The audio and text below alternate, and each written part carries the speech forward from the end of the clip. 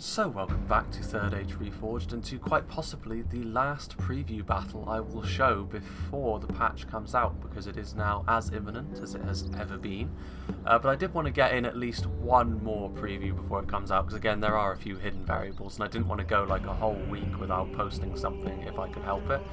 But yeah, and also like the reason for missing a few days is because as the patch is sort of approaching the sharp end, as it were, I feel like, you know, precedent should be placed on getting it done, and if I can help at all in that process by helping to test against people, even if it's to get destroyed, that's more important, I feel like. But nonetheless, this is a 2v2, so it's not going to be just another drab 1v1 to sort of welcome the new patch potentially. I was hoping that today would be where I could show off WK's new map, the Grey Havens, but unfortunately someone crashed halfway through that siege. So hopefully when it comes out, that'll be the first one that we can show. But this is going to be two 1v1s again, and then a final confrontation should one from each side be victorious. And it's going to be a showdown between two good factions, Dol Amroth and Cardolan, and two evil factions, Umbar and Gundabad.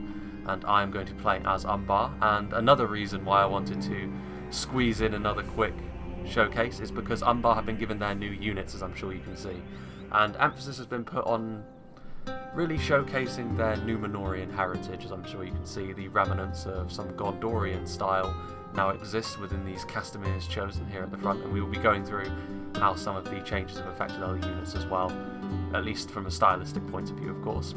And so let's go through my army composition with regards to why I picked stuff, and I've got three Castemirs chosen at the front, and my thinking behind this was, well, I'm up against Gundabad, and Gundabad are going to rush me down as quickly as they possibly can, and their infantry is very, very good, and I need something that can at least stand up to the central unit to most Gundabad infantry rushes, and that is the Guardians of Khan Doom. And the Castemirs chosen are honestly pretty similar in terms of concept. They are pretty expensive. They're 850 each, but you can have 4 before the cost increases. Now, it is a very big investment to have all 4, which is why I've only punted for 3. But they should at least be able to stand up to the Guardians of Khan Doom on the front line, and they're going to be the first ones in. So I'm going to hopefully not give Gundabad an easy time of just running straight through me. Just in behind them, to back them up, I've got 3 units of Corsair pikemen as well.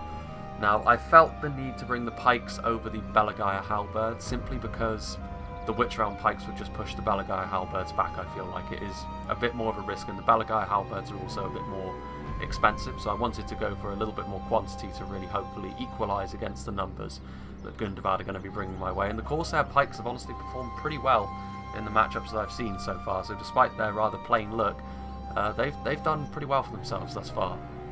Now, over here, another unit which has been given a makeover are the Abrazanim Nadu Tariq, so a new look for the Abrazanim. They look a bit more high def, and I like this look. I prefer it, to be honest with you. The colourful, I do like the Umbar colours, the sort of the deep red and the sort of the yellowy gold.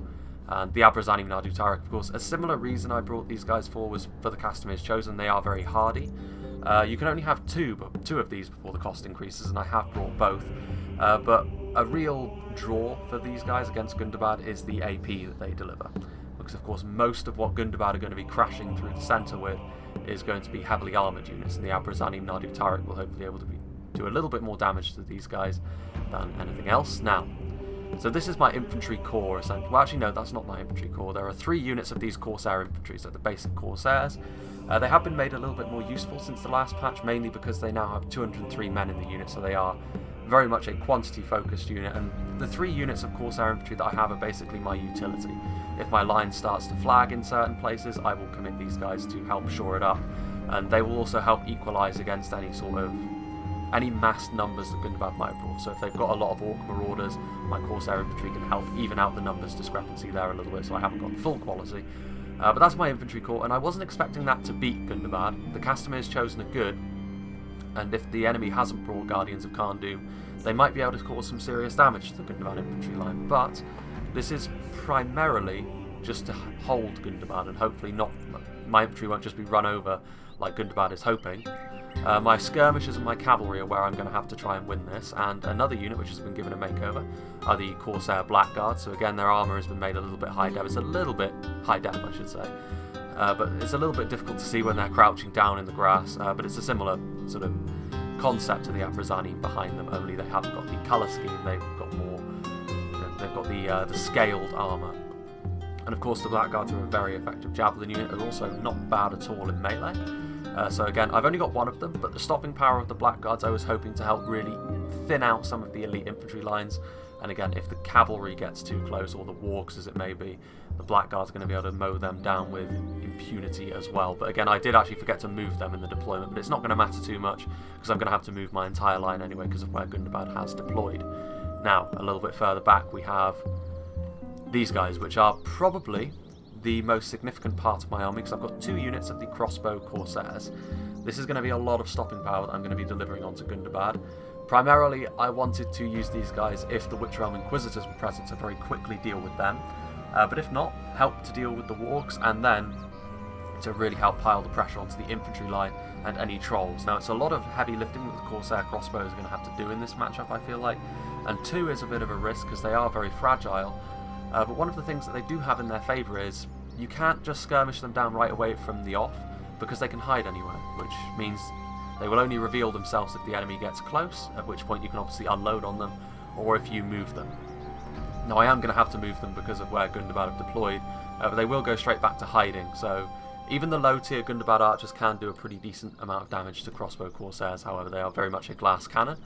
Back here I've also got 2 units of the Corsair Archers. Now, again, this is mainly to answer any potential archers that Gundabad may have, but also to help thin out some of the chaff units that Gundabad have as well. They can also help against the wargs potentially, because as soon as the warg hit points are gone, even low tier archers like this are going to be able to do a lot of damage to them. So the Corsair Archers are going to be dealing the non-stopping power damage, essentially, that I'm going to be trying to deliver onto Gundabad, hopefully thinning out some of the ranks of Orc Marauders, Snaga, and maybe helping to deal damage against the wargs. Speaking of which, a couple of units of Mercenary Cav. I didn't want to be overwhelmed by Gundabad wargs and Witch Realm Inquisitors, so cavalry was a bit of a must, to be honest with you. And the Mercenary Cav won't do too badly.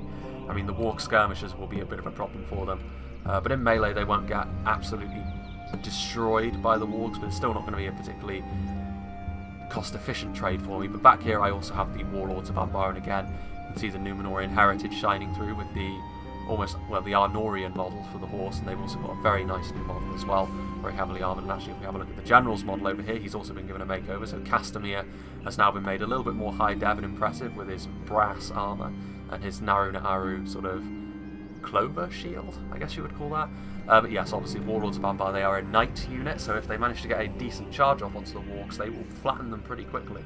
But the Witch Realm Inquisitors, of course, are going to be a bit of a problem if my opponent has brought them. But the Warlords of Angmar, it was either them or the Harbingers, and I felt like the Warlords offered simply too much mobility and power, because I could potentially recharge the Gundabad lines as well. So, moving on to my opponent, we have Goddess Nimhain playing as Gundabad, and in a way I'm glad that I punted for the army that I did, because he hasn't got any archers, which does mean that my Corsair Archers are going to be able to pick their targets elsewhere.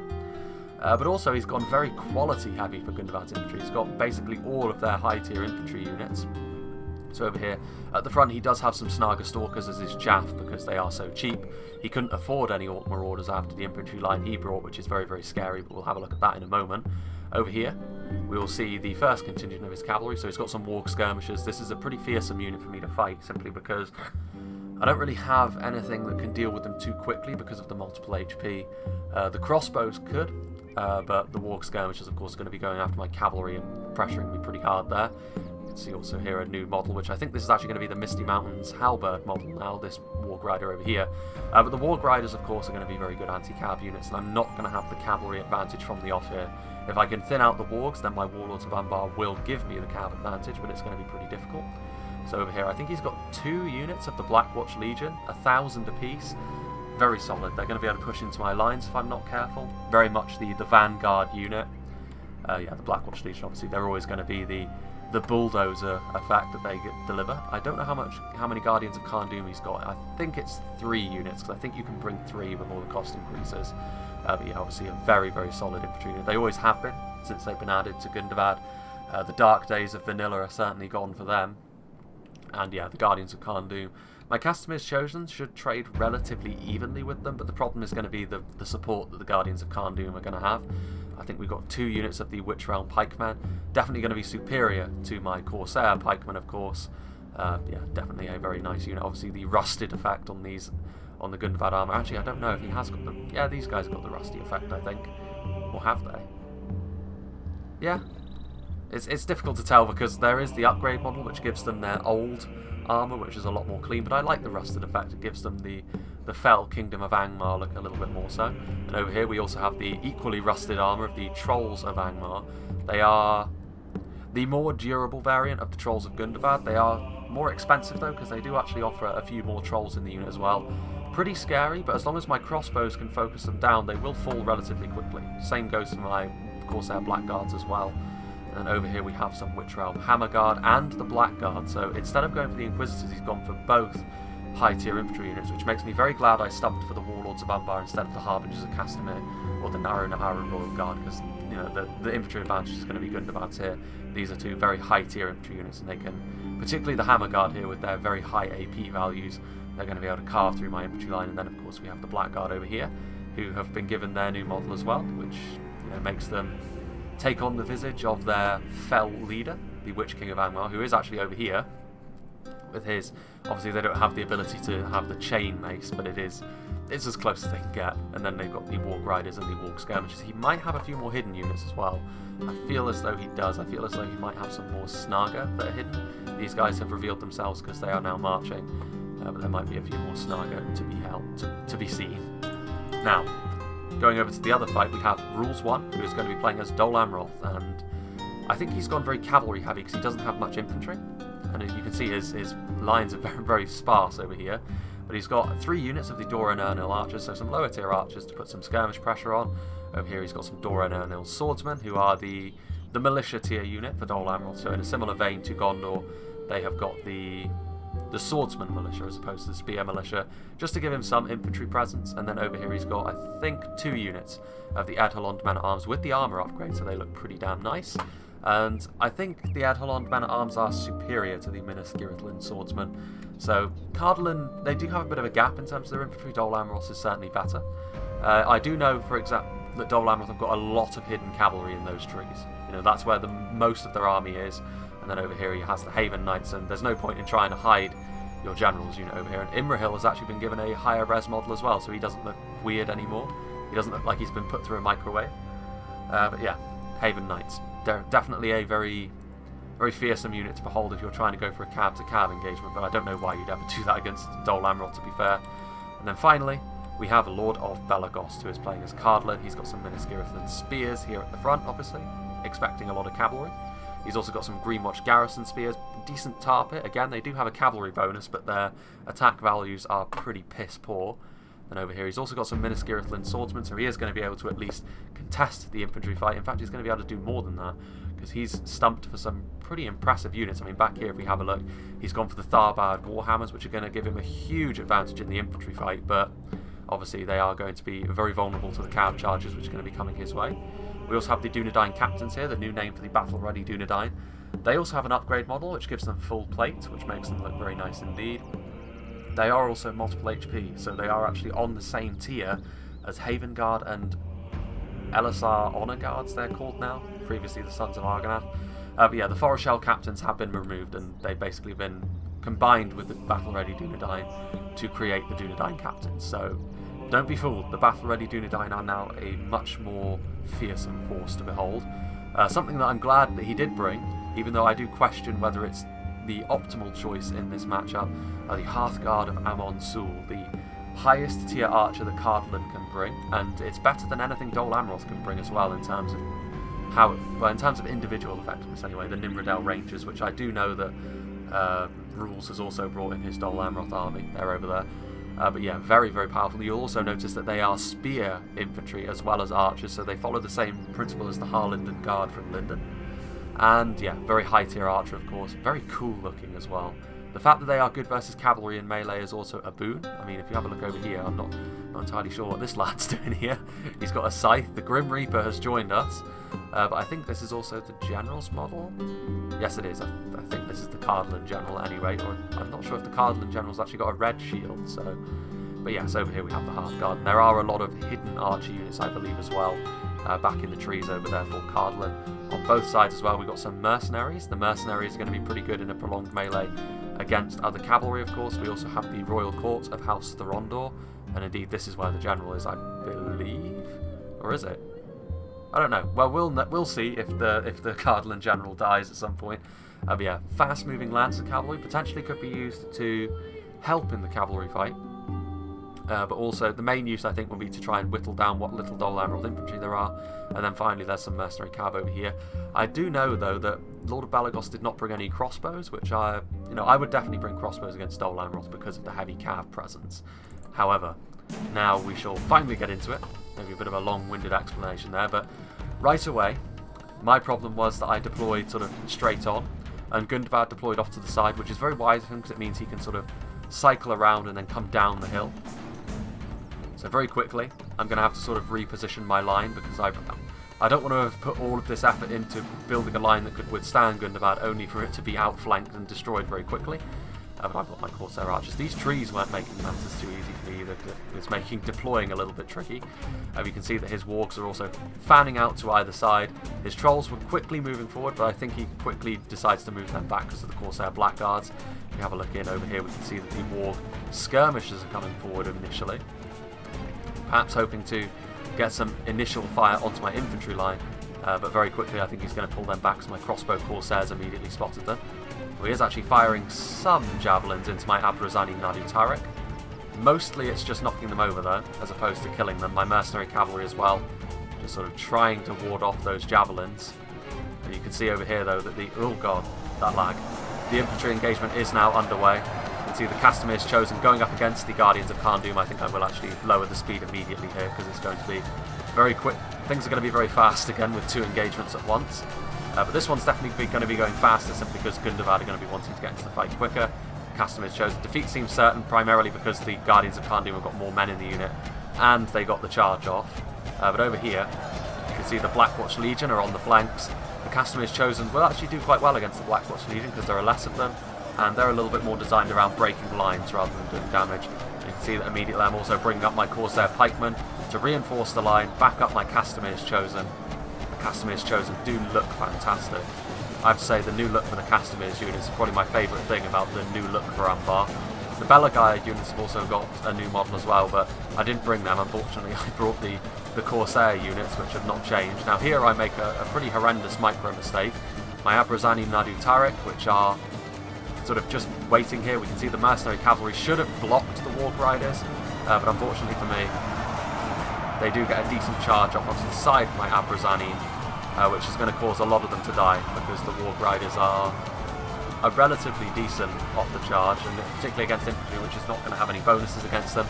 I also immediately decided that what I wanted to do was commit my Corsair infantry because the Blackwatch Legion on the front, I wasn't expecting this much in terms of quality. And over here is where I'm really struggling. I mean, my Abrazani are pretty horribly outnumbered by the Guardians of Kharndoom. They don't have any support over here, and again, things happened very quickly because I was trying to reposition my line, so several micro mistakes were made by me. I should have got these Corsair infantrymen in to help my Abrazani quicker, because that would have allowed them to get more of their AP damage down against the Guardians of Kharndoom before they died. However, I am firing my Corsair Blackguard ammunition into the Witch Round Pikemen, and I'm trying to use my Corsair Archers as well. Now, it is worth saying that something we did miss was one of my mercenary cavalry I essentially threw to the lions because I had to stop these wargs from attacking my lines as I was repositioning. But yeah, it's unfortunate for me, but I did essentially lose one of my mercenary cavalrymen, so I'm going to have to bring my Warlords of Angmar out wide. Now over here, initially the wargs were proving to be a bit of a problem for me. My mercenary cavalry is also breaking, but now my Corsair Archers and my crossbow Corsairs are going to be getting some nice fire onto these Warg Riders, and particularly these Warg Skirmishers, which I'm a little bit more wary of. You can see here that my line has stabilised somewhat with the addition of these Corsair Pikemen. Defeat still seems certain, but if I can get around, you know, if I can shut down the wargs and then get around with my Warlords and start using my crossbows onto this infantry line, things are going to be going a little bit more smoothly for me. So you can see here the Blackwatch Legion facing off against the Corsair Pikes and the Castamir's Chosen. So we have a quick look down here at the other line. You can see that it is mainly just a sort of skirmish fight. I mean, if you look over here, some of Belagost's hidden archers, the Gwathlo Truckers, over here, previously known as the Woodsman Hunters, I think they were called. So they were hidden, and they're going to be able to fire into the side of Rule's army over here. You can see that he does have these Blackroot Vale Archers and the Nimrodale Rangers, which were hidden. But they are relatively unarmoured archers, so we'll see how this goes. And Belagos is actually sending forward his Royal Court over here. We'll get back to that as soon as I see it happening. But over here you can see the Wargs pushing pretty aggressively in through my lines. I think they were trying to shut down my skirmishers if we have a look here under the trees. But finally I was actually able to get my Corsair infantry into the fight, but they were immediately shaken up by the presence of these Wargs. The Wargs are coming in pretty quickly here. These mercenaries did actually return from routing pretty quickly. You can see here it's a bit of a weird charge between the Warg skirmishers and the Warlords. But I was able to catch the Warg skirmishers in melee, which they are not as impressive as the Warg Riders in melee. And my Warlord should be able to do pretty decently against them, but the Warg Riders are going to quickly collapse in on my position. But my crossbow Corsairs are in a perfect area to help really mow down these Warg Riders. You can see that the crossbow bolts and the archer fire coming into these Warg Riders are going to be able to drop them pretty quickly. And the Warg skirmishers over here, they are firing their ammunition, they're firing their javelins. But fortunately for me, my mercenary cavalry did come back from routing at just the opportune time, because I'm going to be able to get into these Warg skirmishers and prevent them from firing their javies. Actually, they are actually going to target my mercenary cavalry, which I was quite surprised about, because the javelins could have been very useful indeed against my Warlords of Angmar. I noticed on the minimap that the Royal Court fell back. But over here is where I'm struggling the most. On this flank, the Witch Realm Pikemen, you know, and this is where the repositioning of my line really did help me, but the Witch Realm Blackguard are also going to be putting major pressure on this line. Fortunately for me, the Abrazanim, they do actually have locked morale, I believe, but they are pretty much spent at this point. In fact, I think they are all dead. And the Blackguard, they have been firing their javelins in, thinning out the Gundabad line, but at this point things are looking pretty grim for me. I'm going to need to hastily get my Warlords behind the line to get some rear charges if I'm going to have much of a chance, because now my centre is also being pressured by these Trolls of Angmar. But I'm also going to be turning my other unit of crossbow Corsairs onto the Trolls, and you can see that also I'm going to be firing my javelins in, because the Trolls are definitely a problem for me. If they get in behind my lines and start clogging up my skirmishers are really my primary hope at this point. The Warg Riders over here are going to be able to get a charge off into the rear of my Corsair infantry and my Abrazani Nadu Tariq, who have had a torrid time in this battle. I haven't been able to use them in the way I'd hoped. But the Corsair Archers and the crossbow Corsairs getting a healthy amount of fire into these Warg Riders, and having already taken a healthy amount of damage, their hit points are pretty much spent, so even the Corsair Archers are going to be able to do a decent amount of damage. And the pikemen in this line over here as well. Down here, on this side of the line, I am actually winning. The overlap from the Abrazani Nadu Tariq is certainly helping things, and the fact that there are primarily Snaga down here now. Castamir's Chosen are going to be able to rip them apart. Corsair infantry as well, backing up the Corsair pikemen. It's really at the top of the line where I'm struggling. And Gundabad are now beginning the process of collapsing down along my line. And it's only really Corsair infantry that I've got here at the front. I mean, my Castamir's Chosen have really done their best here. There are simply too many enemies. And also, part of the enemy contingent are the Witch Realm Hammer Guard and the Witch Realm Blackguard. Although on this part of the line it is just the Hammer Guard. But with the AP damage they're going to be dealing, it's going to be bad tidings for me. You can see that I am trying my best to use my Corsair Blackguards. I'm trying to shut down the Trolls, which at this point I am going to be able to do. But unfortunately for me as well, these Wargs, they are shaken, but they are going to be able to charge into my Corsair Archers. But with my crossbow Corsairs here, things are going to turn around relatively quickly here. And the Wargs are actually largely spent at this point. I mean, there are these Warg skirmishers over here, which are engaged by my mercenary cavalry, but I am now finally going to be able to get my Warlords of Angmar up and around the flanks, although it has come at a cost. Shutting down those Wargs has reaped a pretty terrible cost on my Warlords of Angmar. But now we'll go and have a look at the other engagement, which now looks like it's going to be getting underway. The mercenary cavalry is going to be colliding with the Haven Knights. The Haven Knights actually have their new model, I think. Yes, they do. Their new helms, which are a little bit more reminiscent of the Swan Knights. Yeah, obviously the mercenary cavalry don't stand a chance against the Haven Knights. Now, the Royal Court of House Thorondor are trying to back them up. I mean, if I were them, I would have just ignored that and tried to charge with the Doran Ernil Archers. You don't stand a chance against the Haven Knights in combat. I mean, that initial charge did certainly help, but you're much better off leaving the Haven Knights to your mercenary cavalry and going after the enemy infantry with your Royal Court, because they are very deadly and very swift lancers. You can see over here that some of the mercenary cavalry actually did manage to get into the Doran Ernil Archers, but really they are a bit outmatched, and also a lot of archfire is coming into them, so they are unfortunately, for Belagos, shaken up. None of the infantry has been committed forward yet by either side. But that's probably for the best for both sides. I mean, Dol Amroth do have a lot of cavalry in reserve, which is going to stand them in pretty good stead, but the Haven Knights are going to be a pretty big loss if they fall here. You can see that they are... defeat is almost a certainty. I mean, I'm actually surprised there, because both units of mercenary cavalry were doing relatively well against the Haven Knights. But unfortunately it looks like Balagos is pulling out his mercenary cavalry, which I don't really agree with. They were doing pretty well there. If you can shut down the Haven Knights, that gives license to your royal court to then go to town on the back lines of the Dol Amroth army. At least from what you can see, obviously there are cavalry units over there. Meanwhile, have a look over here. A rear charge did happen from my Warlords of Umbar, getting into the rear of the Snaga, these Guardians of Kharndoom, and these Witchram Hammer Guard. I'm going to need to get plenty of hammer and anvil strikes, because as you can see, half the enemy force remains.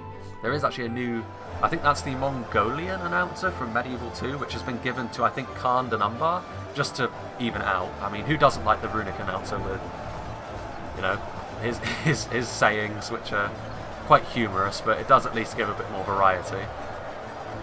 Not every general can be bolder than a rooster. Now the Blackguard over here, I didn't actually get to use all their ammo, but I did need to put something into melee because I was rather rapidly falling apart. So my Corsair Archers and my Blackguards are having to hold the flank against these Guardians of Kharndoom. Now the Blackguard will do a relatively good job here, but there aren't enough of them to really beat the Guardians of Kharndoom, particularly not when there's pikemen present. You know, they don't have the numbers advantage at all. You can see actually that the Trolls of Angmar did manage to pull through the line, so my centre has fallen away. But again, we're going to see another rear charge, I think, from my Warlords of Umbar. It would be a terrible mistake if I didn't.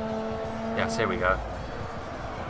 You can see getting a nice rear charge here. It is Witchram pikemen, so I'm going to, you know, it's a risky move, but over here, it is going to be enough to send them routing. Going to need to get them out of there before the Trolls come in. You can see that down here, though, victory is going to be mine.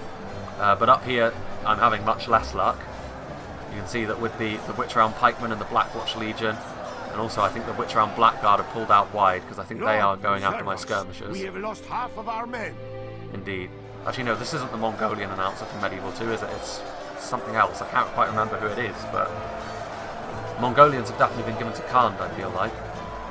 Meanwhile, Witchram Blackguard are over here in my skirmishers. Obviously, they are going to rip my Corsair Archers apart. But as long as they're over here and not in the mainline engagement, I don't actually mind, because I'm going to be able to reposition my crossbows and set up a nice firing line on those guys over there. So I think actually we are pretty safe to go up to regular speed. My Warlords are going to be able to recharge. You can see that several of the Gundabad units are now starting to rout, and this is where them having a bit more of a focus on quantity is going to play into my hands a little bit. Not quantity, quality, sorry. Obviously I'm going to be able to charge into the Snaga, just trying to thin out their ranks a little bit. Snaga are impetuous, they're eager amazingly, despite taking a charge from the Warlords. One of them even fell. You can see the Blackwatch Legion. Really the key at this point is the fact that my crossbow Corsairs are able to go about their business. Our noble brothers have lost their leader. There goes the enemy Without general. their general, they may lose heart and flee. What is going on here? Those Haven Knights going deep, all on their own. And again, something that I have noticed in this patch, and indeed in general really, is just simply ignoring the enemy cavalry with yours. It's not enough to simply give an attack order, because then your cavalry will be forever playing catch-up. You need to manually intercept cavalry if you want to have much success, and that's why these Haven Knights were able to perform a hit and run there. Having said that, we have sent the idiot to hell. The enemy general has fallen. So really, there's been not a lot of movement so far. I'd say Dol Amroth will probably have the better of this engagement so far, simply because they've left so much in reserve, whereas Cardland have had to commit forward more. But having said that, I mean, Dol Amroth haven't made too many inroads, to be fair. I mean, the line is still holding strong for Cardland. They haven't lost anything too important. These Haven Knights are still trying to get into these Dunedain... Well, I think they were trying to go for the skirmishers, actually, because the Dunedain captains are going to cut them down relatively quickly. Meanwhile, if you go back over here, you can see over here that my Corsair Blackguards, they are going to be defeated finally. It is a relatively... You know, they have managed to cut down a lot of these Guardians of Kharndoom, but ultimately there simply weren't enough of them. But the key here, as I was saying previously, is the fact that Gundabad has really got no answer at this point to my crossbow Corsairs. His walks are gone, and my cavalry is now dominant on the field, and he doesn't have any archers, so his focus on elite infantry initially really did buckle my lines at the sides here. Another nice charge there from my Warlords of Umbar, getting into those Guardians of Kharndoom. But yeah, I mean, initially he was able to buckle my lines in several places, but now that the worst of it has passed, my crossbows are now able to get some nice fire in here. I think actually if we have a look over here, yeah, we actually missed it, but my crossbow Corsairs are able to do a huge amount of damage to these Witch Realm Blackguard, who seem now to be stumbling, and they cannot get up. But over here, yeah, this is really all Gundabad have left, and I bottled them up very nicely. He does have some Witch Realm Pikemen returning from routing, but I'm essentially free to cycle charge. The enemy general is dead. My mercenary cavalry Set the idiot to hell. killing the Witch King of Angmar. These Snaga Stalkers are now routing. They tried to recharge my lines, which is not a bad idea, but obviously my Corsair Archers and my Corsair crossbow is able to very quickly send them routing. Actually, I think it was just my archers I had targeting them. My crossbows, throughout this battle, I was picking their targets, which, you know, crossbows are still going to be very, very powerful, provided you pick the right targets with them. My Abrazani Nadu Tariq, managing to rout another unit of Guardians of Khan'dun. Having a look over here. Not quick enough to save my Corsair Blackguards, but my Guardians of my Warlords of Angmar killing those Guardians of Khan'dun. Only 2 of them remain, and they are now going to be much less of a threat on the field. These Black Watch Legion are still over here. Primarily my infantry is now made up of Corsairs, must be said. Corsair infantry and pikemen. The majority of my Castamere is chosen. I do still have 50 of them over here. But they did their job. They held up to a Gundabad onslaught as well as I could expect. Over here, though, we do have these Witch Realm Hammerguard. Now, over here was... There goes Castamere at the hands of a mighty Warhammer. You can see that several of my Warlords of Angmar, even though they were only there for a short amount of time, dying to those Witch Realm Hammerguard, he could still pull this around, to be fair. To praise the day before sunset, but our men are winning the battle. See that we are... A worthy victory. We are ahead in terms of percentage of kills, both of us, so I have managed to turn the tide against Gundabad. It was looking ropey there for a second, but ultimately my skirmishers have really started to pay dividends. My crossbows in particular are going to be able to lay down their stopping power very effectively. Meanwhile over here the skirmish fight continues between Lord of Balagost and Rules 1. Now he does have some Dunedain Rangers. He doesn't have any of his heavily armoured archers, which means the Doran Ernil archers are going to trade relatively evenly. You know, these Dunedain Rangers are, you know, they're not the most heavily armoured units in the world. You can see actually over here, despite being a bit of a tar pit, these Greenwatch Garrison Spearmen have been made a bit of a target of. You know, several of the archers are going to be targeting the Swan Knights, but again,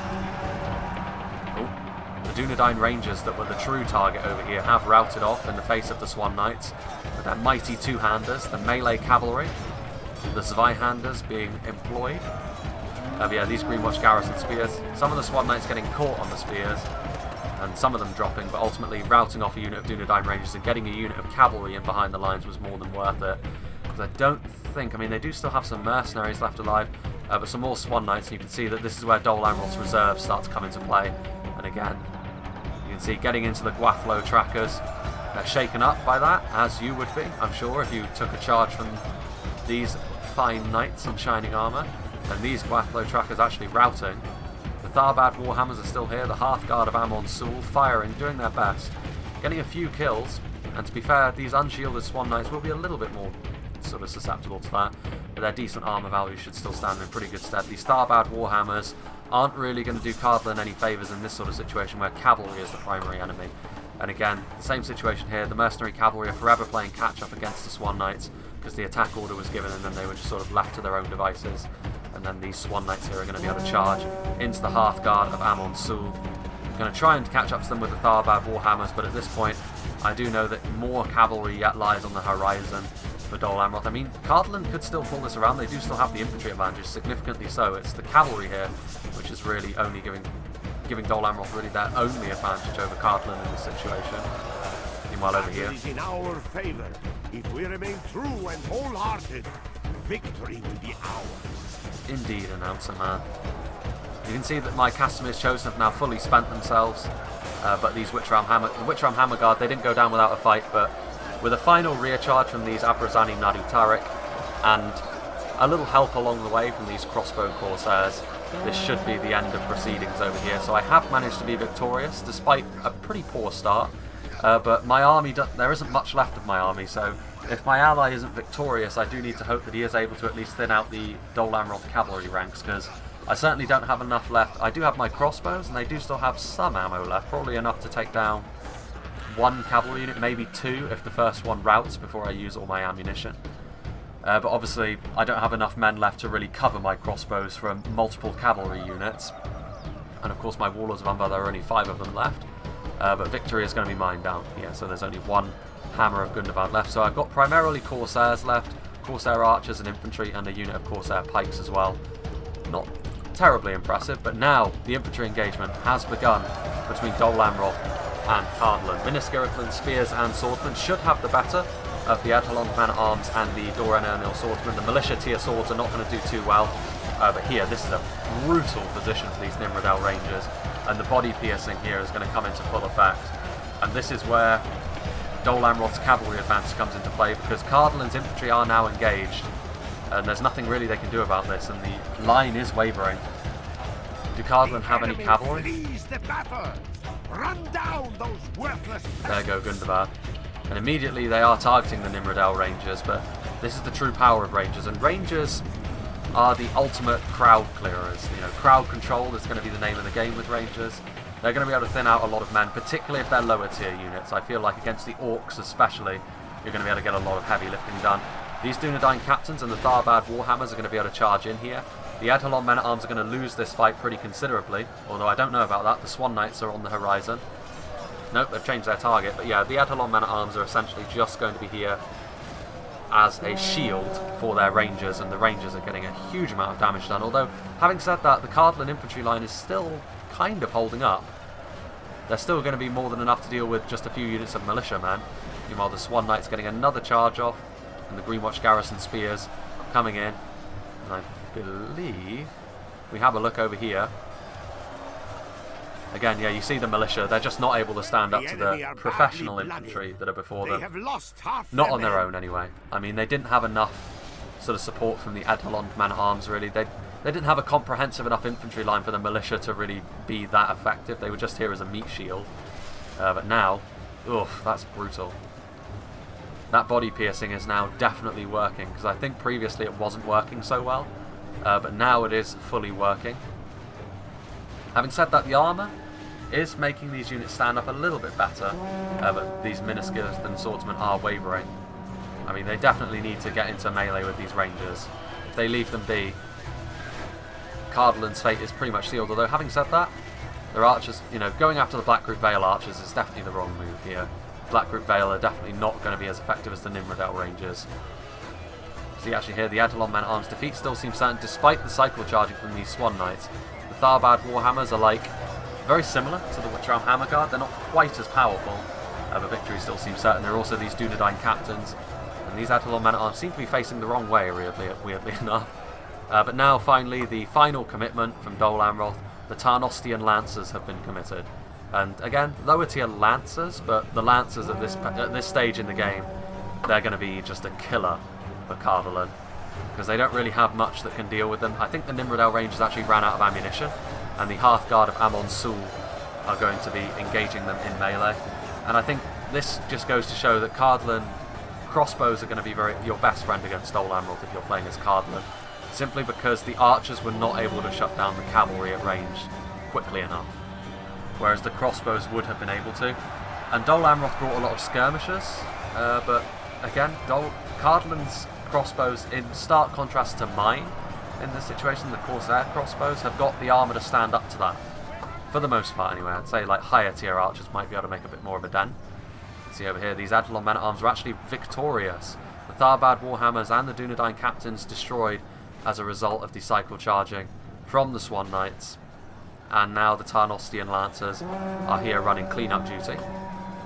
And again, this is something that Rules always seems to do. He seems to hold some of his really important units back for the late game, which again, having reserves is definitely a part of military tactics, and he seems to employ it very well. And in this case it was these Lancers.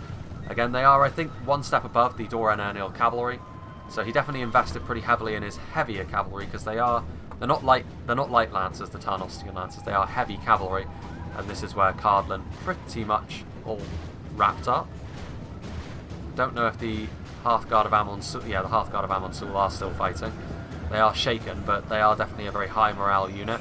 trying to get a few more kills on these Etalon man-at-arms before Cardland go the way of the Dodo. See here, the Tarnostian Lance is still just riding down, and that's a killer.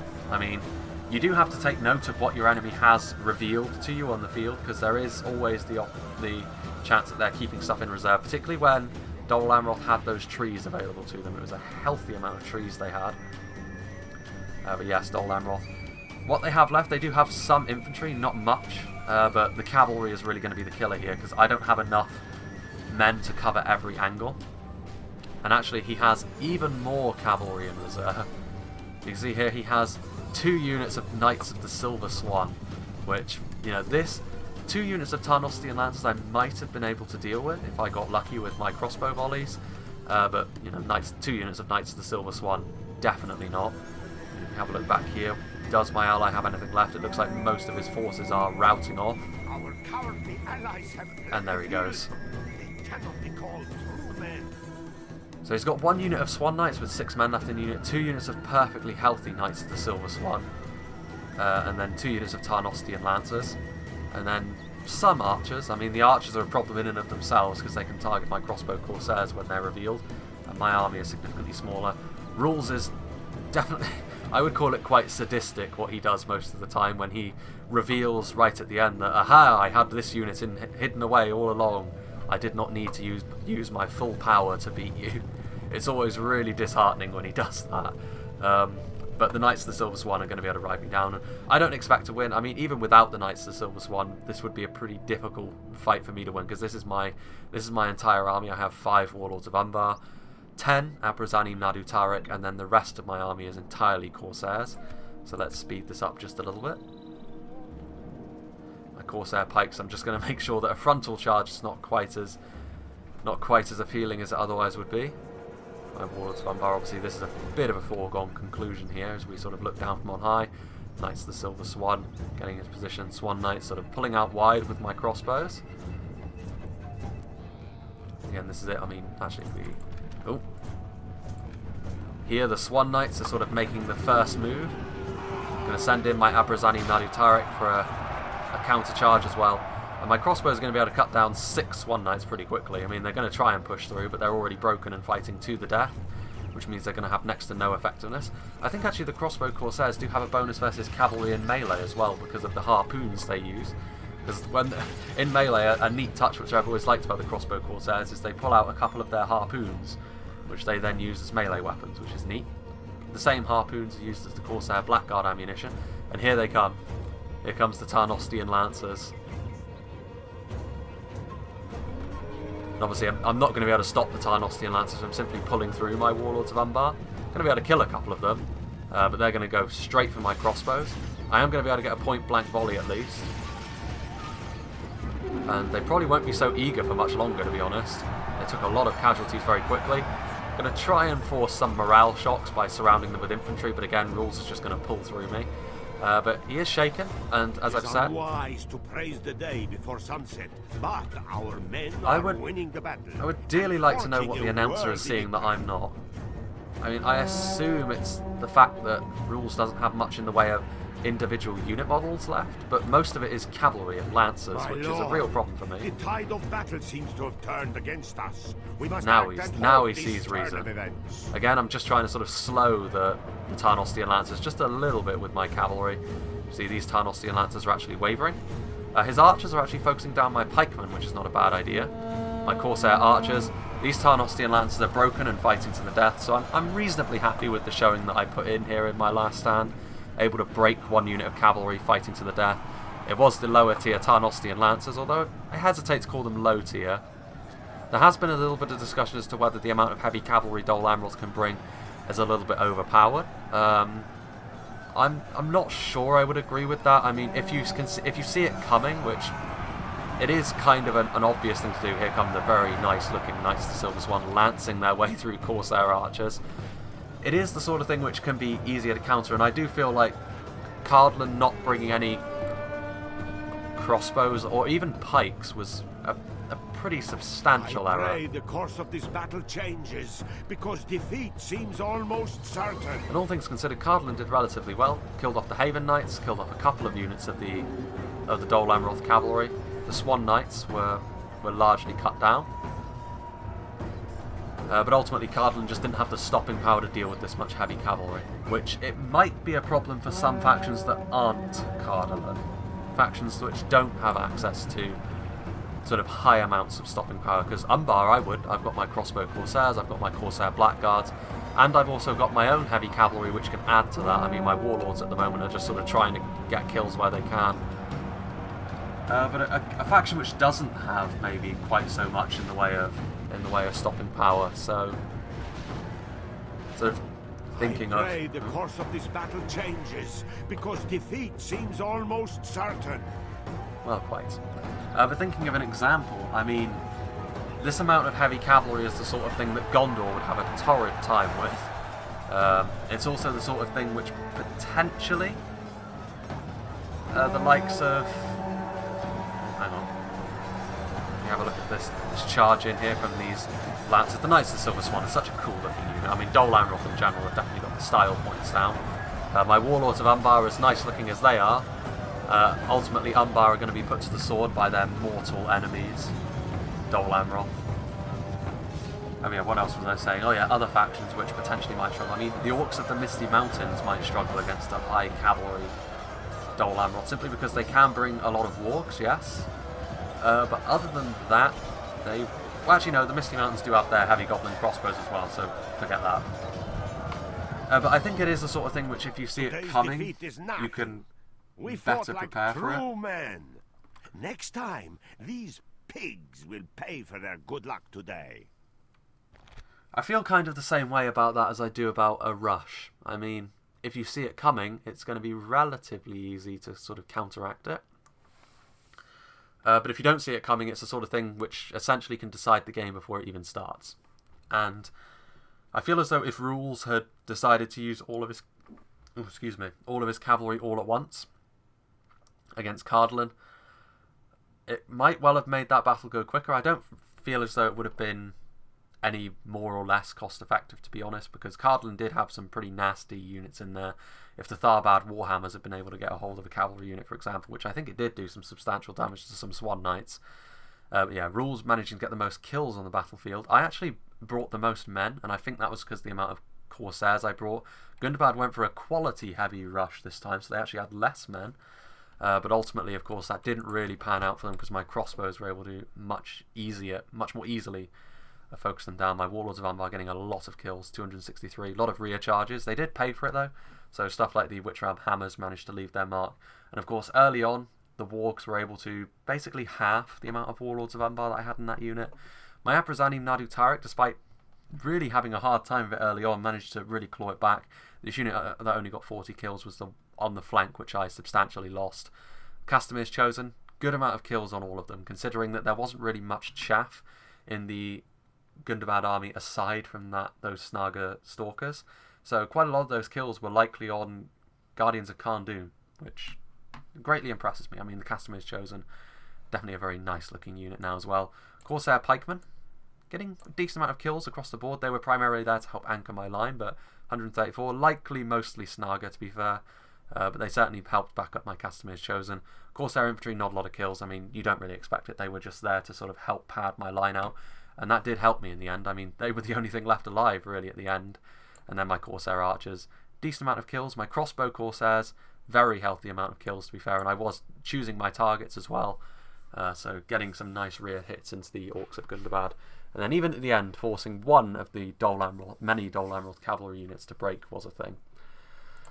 But yeah, Dol Amroth's cavalry is one of the few things which may very well change in the lead up to the imminent patch release. But I do, again, like I said, I feel as though if it's the sort of thing you see coming, you can counteract it. But it is definitely quite intimidating, and it's possible that you could argue that it makes playing as Dol Amroth maybe a little easy, because it gives you a lot of cavalry options.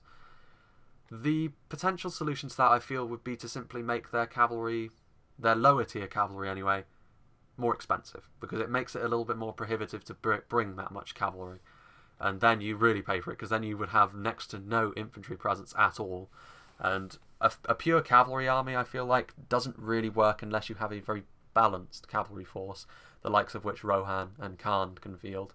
Dol Amroth, of course, don't have any skirmisher cav, which sort of it definitely makes things a little bit more difficult, because the key to facing Dol Amroth in a cav fight is to affect the fight with outside means, which is, again, with Cardlan would ideally have been the crossbows, but all things considered, I think Lord of Belagos did a relatively good job, considering he didn't bring the crossbows or anything that could very quickly deal with the cavalry.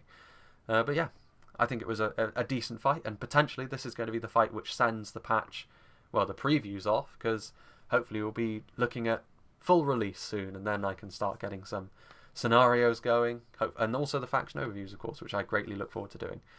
So yeah, I hope you enjoyed this. Hope you'll join me for whatever is next, and maybe the next battle we see will be when the patch is released.